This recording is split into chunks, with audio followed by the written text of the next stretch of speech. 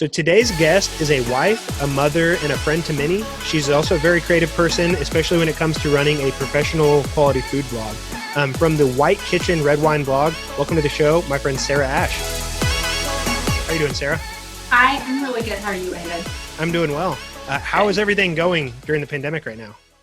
I think as good as it can.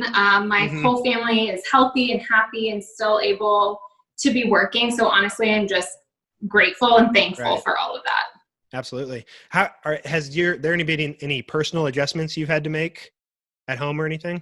Honestly, since being a stay-at-home mom, like my life has not changed all that much. I think you can probably attest to this. You're kind of tethered to the house based on like nap schedule, snacks, like their routine is king. So we've been home for a while now, but we were just getting into like play dates and music class and all that kind of fun stuff. So we've had to kind of switch mindsets into like, what can we do around the house to keep ourselves busy? Right.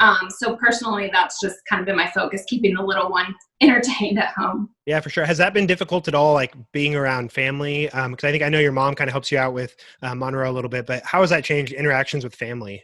Yeah. So at the beginning, we did quarantine from my parents. They live on the west side for the full 2 weeks, and they were all good to go. And that was just something that we weren't going to sacrifice help from family at a time like this. Understandable. As long as everyone was like still healthy. So we've maintained contact with my family or my parents just because they're a huge help to us. Absolutely.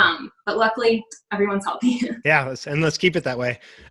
What's one thing that you've learned, whether as a wife, a mother, or as a blogger kind of during this time?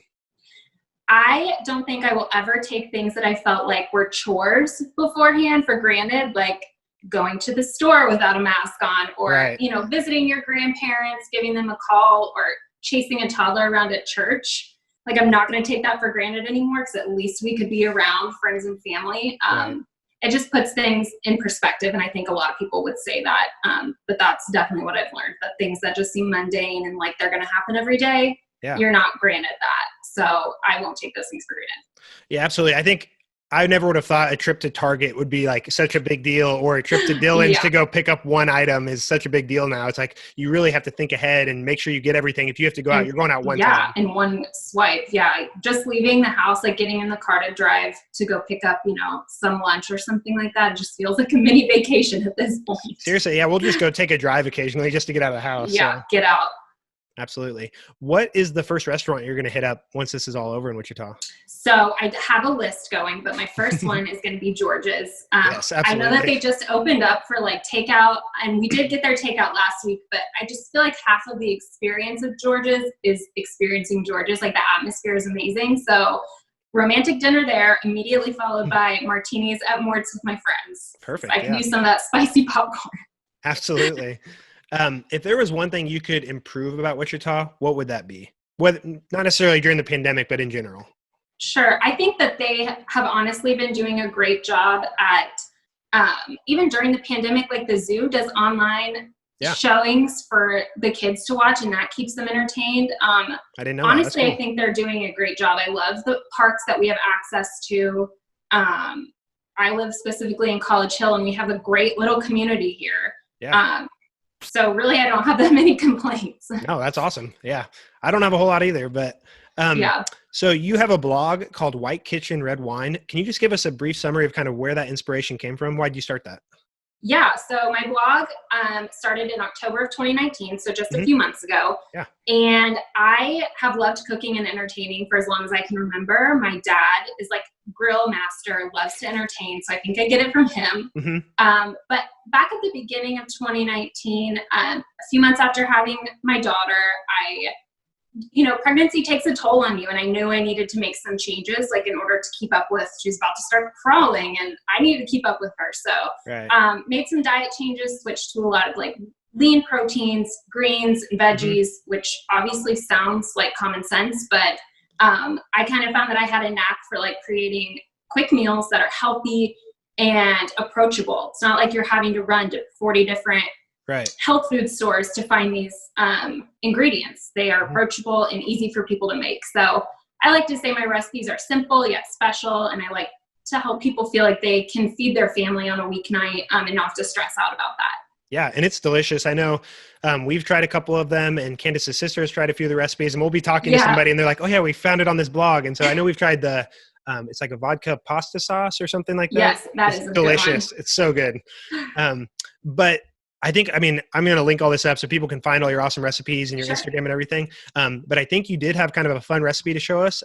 So what are you going to show us today? So today we are going to be making a spicy margarita. It's one of my most popular Instagram posts. So you're only going to need a few ingredients. Tequila, obviously. My favorite is, it's a big bottle. I don't drink all this myself, but Milagro tequila, it's my favorite. Okay. Fresh lime juice, which if you're going to use, margarita mix, that's fine. I won't judge you, but fresh is better. Agave nectar for sweetness, and a little sparkling water. And to make it spicy, I like to have a couple slices of jalapeno. Interesting. Okay. So you're going to start with your fancy cocktail shaker, but I have a mason jar filled like halfway with crushed ice. And you will add in your 1 ounce of tequila. So 1 part tequila to 2 parts of your lime juice. Okay. Into the ice. Like I said, we're going to make this spicy. So I have jalapeno here. You're going to want to add 3 to 4 slices depending on your preference. We'll do 3 today. So all of that goes in. A little bit of agave nectar. I like using this because it mixes really well. Honey sometimes firms up when you get it in cold water. So this is great. Where can people get that at? Is that just any This store? is from Sprouts. You can get it from Dillon's. Yeah. I don't know that Aldi has it, but Sprouts are Dillon's, like your Kroger. Yeah. Here's my secret. You have probably seen your margarita glasses come with like salt or sugar on the rim. Yeah. Put your pinch of salt in your margarita. It makes the biggest difference. It just kind of balances everything out. So we are gonna put on our lid. Your fancy cocktail shaker will be easier. Okay, we're gonna pretend that I'm shaking for 30 seconds because you really want to get everything mixed together really well. For serving it, extra limes cut. I like to garnish the rim. It's called tahine. Okay. Apparently during a pandemic, this is very popular because I could not find any at the store and I don't have any more. So just pretend I'm rimming the glass with that. And what is that stuff? What is that? Okay, so it's a seasoning, like a Mexican seasoning blend. It's kind of tart, it's savory, and you put it on fruit. So like mango. Okay, I was gonna say, I thought I'd seen that before for fruit. It's so good. But it's kind of sour and it's definitely a little bit salty. So it's like the perfect garnish for your glass. For your margarita glass, you're just gonna add some fresh ice. Take your spicy margarita mix and pour that over. And then this is just my personal preference. I like to top it with a little sparkling water, just for a little extra something. All right. There you go. And then we will just give that a little stir, garnish with a lime. And there you go. Spicy margarita. Awesome. Skinny spicy margarita. Yeah, I'm going to have to try that. I'm going to have to get a couple things. It's so good. It's like the perfect porch pounder. Like you could drink these in the backyard all summer long. Well, it's a perfect time because I think it's going to be 80s today and tomorrow. So perfect as the weather warms up. So I know. We only have a few more nice, evenings before it gets like sweltering hot and the mosquitoes come. So enjoy what you can. Beat the mosquitoes. Sarah, thank you so much for coming on. This was exciting. Can't wait to get you on the full podcast. But where can people find all your stuff at? So my website is whitekitchenredwine.com. On Instagram, it's whitekitchen_redwine, and then Pinterest is whitekitchenredwine. Awesome. I will link all that up. Thank you again, and stay safe. Thank you. Thanks, Lyndon. Have a good one, Sarah. Bye.